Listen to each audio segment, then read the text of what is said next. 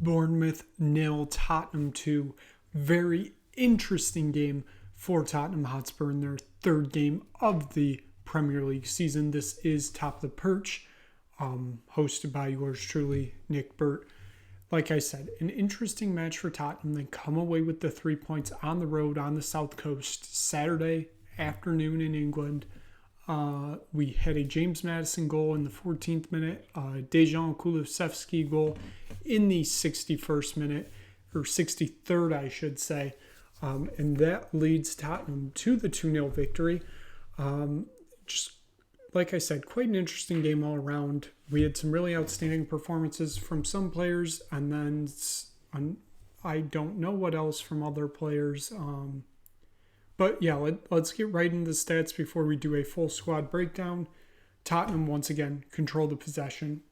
It's beautiful watching Tottenham control possession of the ball, even though at some points it doesn't seem like they're really controlling it. They are, so that's good. 17 shots, just outstanding to see, with 6 of them being on target. I mean, compared to Bournemouth's 11 and 3, I should say. 11 shots total, 3 on target. Pretty good numbers there. Shots in the box, Tottenham had 12. They had double what Bournemouth had at 6. Shots out the box, that was equaled. The expected goals, Tottenham win on expected goals for the first time this season. Obviously, Tottenham have drawn and won a game, but they've not won the expected goals game, either game so far. So it's kind of a big win, I guess I would say, for those stats people. Passes, Tottenham had 537 passes, with 477 of them being accurate. That's just an outstanding number, basically almost at 90% there, so that's huge. Fouls, Bournemouth had 18, Tottenham 11. Tottenham had 3 yellow cards, though, compared to only 1 for Bournemouth. And Bournemouth had 6 corners in this game compared to Tottenham's 2. That was really the one that shocked me here. I kind of expected Tottenham to have more here, and when I looked at the stats, they did not. And yeah, I mean, like I said, I was kind of surprised by that, the way that they played yesterday. I thought that they would have had more. They didn't, but they converted on most of those opportunities on goal when they had them. So it is now time to take a look at my player ratings, where I feel like we get more in depth here. As always, we start at the top. Richarlison gets a 6.2, got subbed off in the 60th minute. Just another not great performance from Richarlison in this game. I'm really believing that they need to bring in a second striker this window.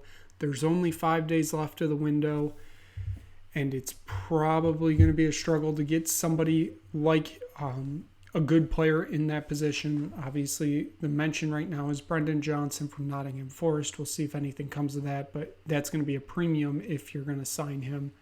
I don't know. I feel like Richarlison's really lost his confidence so far, and he just needs to get it back. Maybe this game on Tuesday in the Carabao Cup is potentially that game when they go to Fulham. Hopefully that's the game, but if it's not, I don't really know what Tottenham do here. Heung-min Son has an 8.1 in this game. I thought he had a pretty decent game. I mean, he almost had at least 2 goals, I think, in this game. So I was really proud of that performance. He struggled to begin the season. It could have been much worse, but instead it becomes much better for him. James Maddison, who had the goal in the 17th minute, gave him an 8.5, which, although that is the highest score for this game, I did not give him man of the match. I mean, it was very close. There were probably 2 or 3 players that could have gotten man of the match in this match, and all of them, not as high of a score as Maddison, since Maddison had the highest score in this game. It's just good to see a signing like that work out. I'm very excited to see what he does in this Tottenham shirt as he progresses here.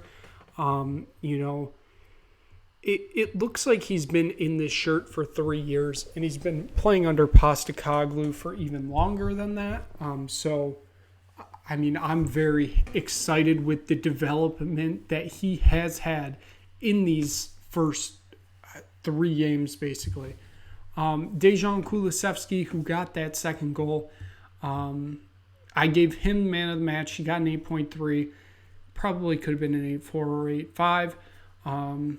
But, he just had a good all-out performance for what seemed like the first time this season. Yes, we're only 3 games into the season, but I was really proud of that performance he put out there.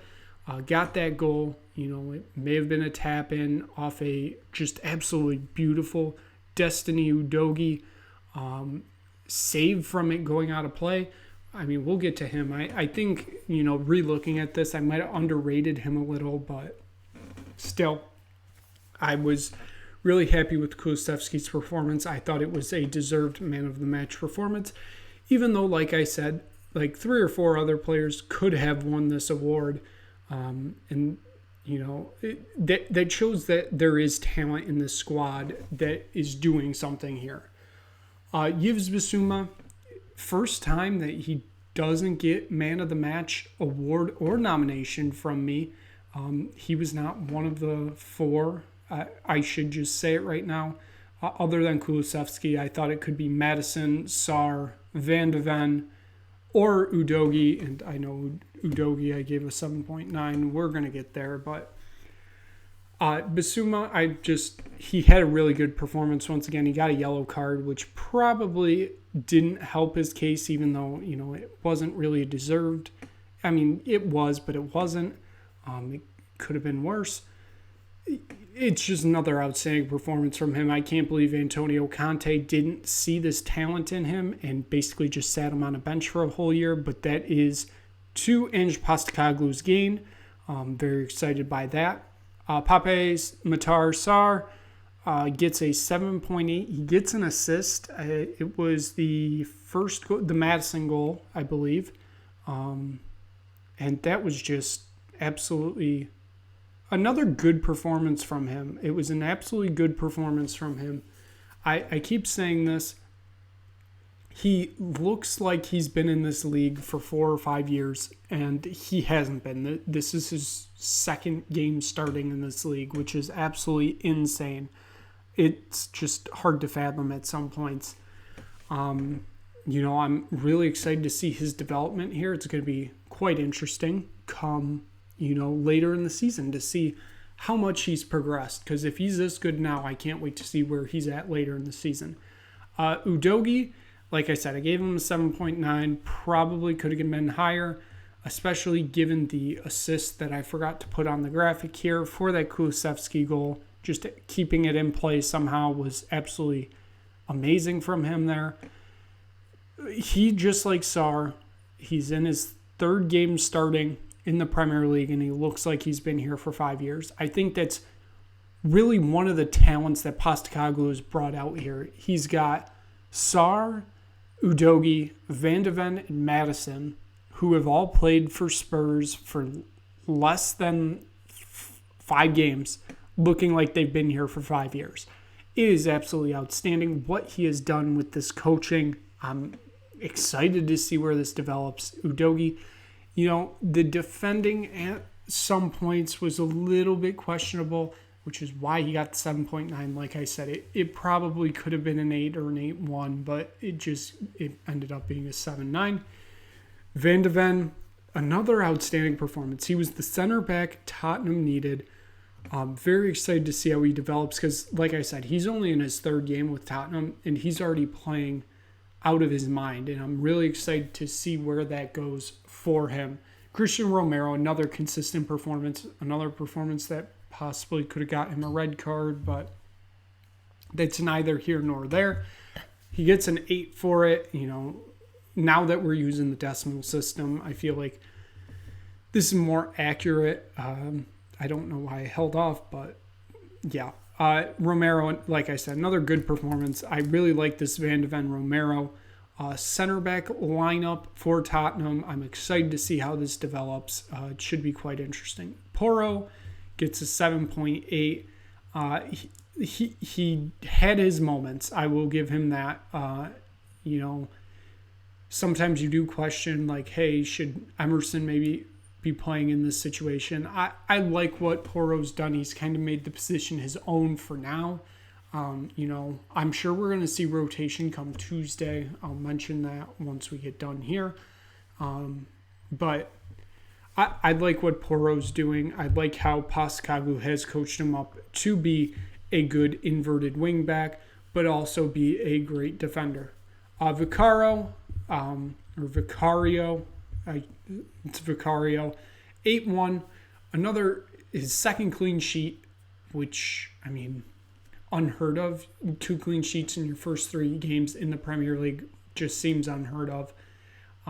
Just an outstanding performance from him. He made some really athletic saves.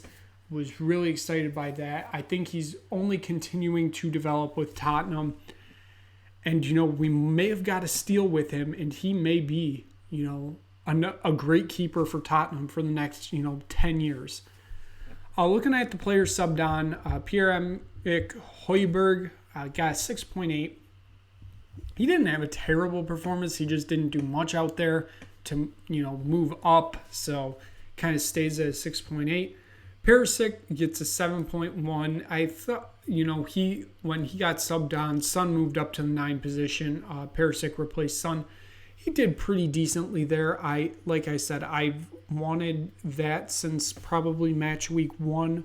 I'm glad Postecoglou's trying it out, in the 60th or 70th minute. I'd like to see a run with it as the starting lineup. I don't think that's going to happen, but I'd like to see a run of it at starting lineup and see where that goes from there, because, Son could potentially move up to the 9 if Brendan Johnson is signed, possibly. I don't know. That's a possibility. Skip and Lo Celso, I gave them a 6. I'll include Davies in here because they really didn't have outstanding performances. They all had their moments, some good, some bad.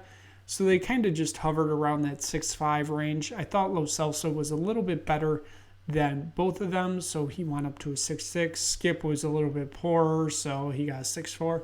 And Davies really wasn't out there enough to show much, but he ends up with 6.5. And then I have Postecoglou getting an 8 for the second week in a row. I thought it was another good performance. Managing-wise, it was substitutions, mostly good.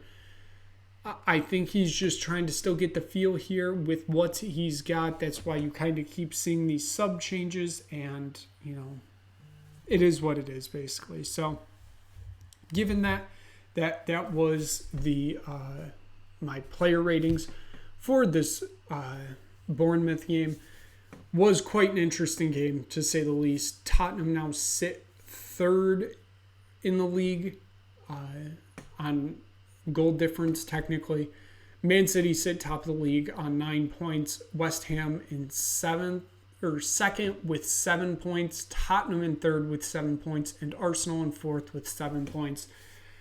It's very early in the year to be talking about tables, but here we are. So Tottenham's next matchup will be on the road at the Craven Cottage on Tuesday afternoon here in the U.S., Tuesday evening in England, for the second round of the Carabao Cup, where they will be facing off against Fulham at Craven Cottage. Should be an interesting performance. Fulham kind of seem a little bit in free fall right now, so Tottenham need to look to take advantage of that. But I would also like to see rotation in the squad to keep players healthy. But I'd like to see at least, I'd say, more than 50% of, the normal starting 11 out there starting against Fulham. And then the next Premier League game is Saturday. That's a 10 a.m. game. They are traveling to Turf Moor to face off against Burnley. So given that is going to be it for Top of the Perch today. Like I said, Tottenham get the 2-0 victory at the Vitality Stadium against Bournemouth. We'll be back for another Top of the Perch either Tuesday night or Wednesday night for Carabao Cup recap. And then the next Premier League one will probably be Saturday night or Sunday night, recapping that game against Burnley. So thank you so much for tuning in to Talk the Perch. If you enjoyed this video and stumbled across it, like, subscribe, tell anybody you know about this channel and these videos. And we will see you back here on Tuesday or Wednesday to recap some Carabao Cup action.